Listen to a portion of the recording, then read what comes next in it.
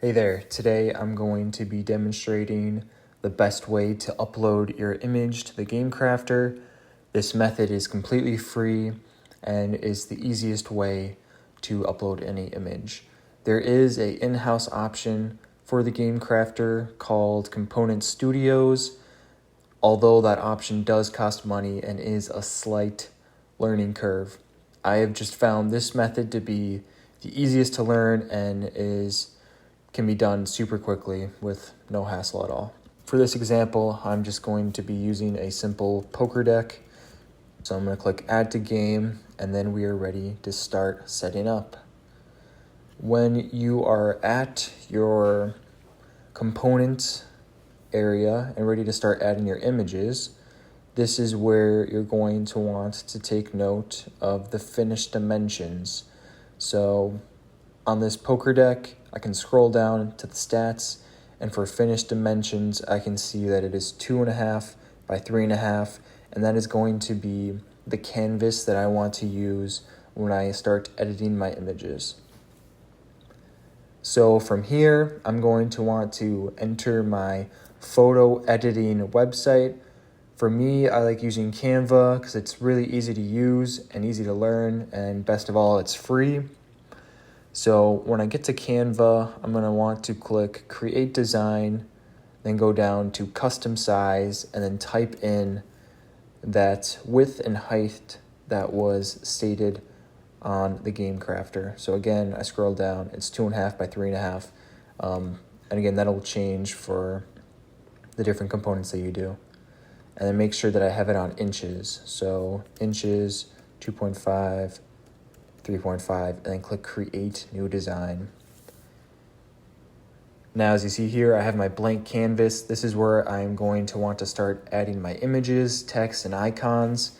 But before I do any of that, I'm going to want to download the template used that GameCrafter is going to use to cut out my cards and components.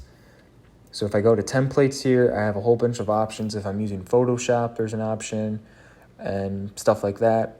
Since I'm using just Canva, a PNG will be fine. So I'm going to get my PNG, download it quickly, and then simply upload it to my canvas that I have over here. Once you have this situated, you can just resize it to make sure that it fits the whole canvas and that no white is showing. Canva is really good at rearranging stuff, as it's super easy to do. And then from here, I just add my images and text and make sure that it is all inside this blue dotted line. This is where as you can read here on the card that it says, you want all your important information, text and images inside this blue dotted line so that when they cut the card, nothing is left out and so forth. So if I go over here to my final card, which I've been working on, you can see that I have my images, my icons, my text, and my title. And then if I raise the transparency, I have the outline, which I showed before. So again, from here, you can just start putting your images on, and you can raise and lower the transparency of this outline to show you where your information is in correlation to the card. So for me, I just kind of like having it at about halfway so I can see my images, my icons, and just clearly see that it is all inside the blue dotted line. So as you see here, my title is inside that blue line, and then same with my icons and text in my image. Anything outside of that blue line is called bleed, and that just bleeds out. So you don't want anything important in that area because it could be cut off and left off. So once I have my finished image with all of my designs inside that blue dotted line, I can just go ahead and start to download these images. So I'm going to download this one right here, click done, download, wait for that to download, and then I can start to resize that image so that it can fit into the GameCrafter website. So if I go back to my test game, which I've created, I have my poker deck here. and then I can see, again, where I will add my information. So if I were just to take the image that I have downloaded from Canva and drag it in, you can see that it's not going to upload because it's not the right size. For this, you can just go to a simple image resizer website. This one is literally called Simple Image Resizer. And then from there, select your image and then upload the image that you downloaded from Canva. And then from here, I'm going to want to go to dimensions and type in whatever the width and height that is needed on the GameCrafter website. So I can go back to GameCrafter. I can see here it says 825. Oops, sorry. It says 825 by 1125 pixels, I believe.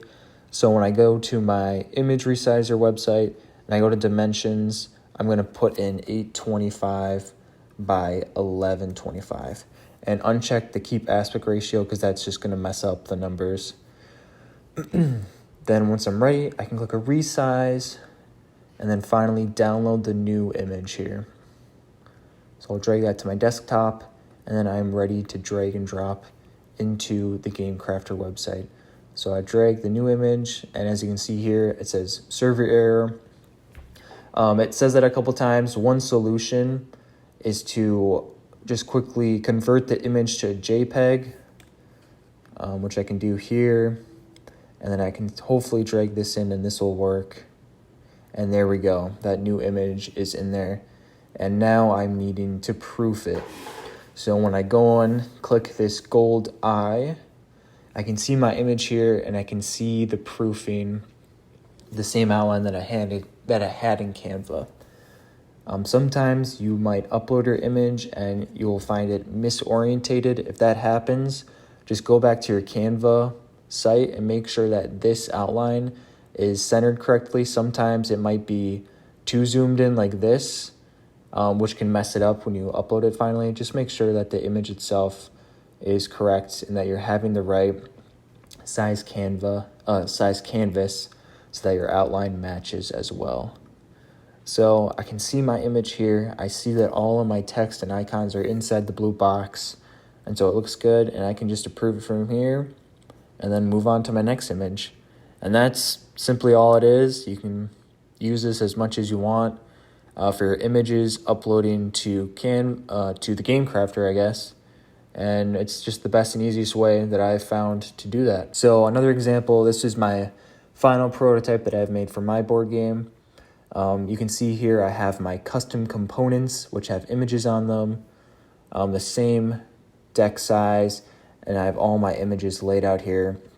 You can give them names, quantities, depending on how many cards in your deck. Like this one, there's two cards per deck, and like a bear tech here, there's only one. And along with that, I have my stock components from the GameCrafter, which I've just bought from them, and then the custom components, which also have different sizes, like this one right here, where it's a bit longer, so different outline. So yeah, let me know if you have any questions about the GameCrafter or any other advice that you may have also. Thanks for listening.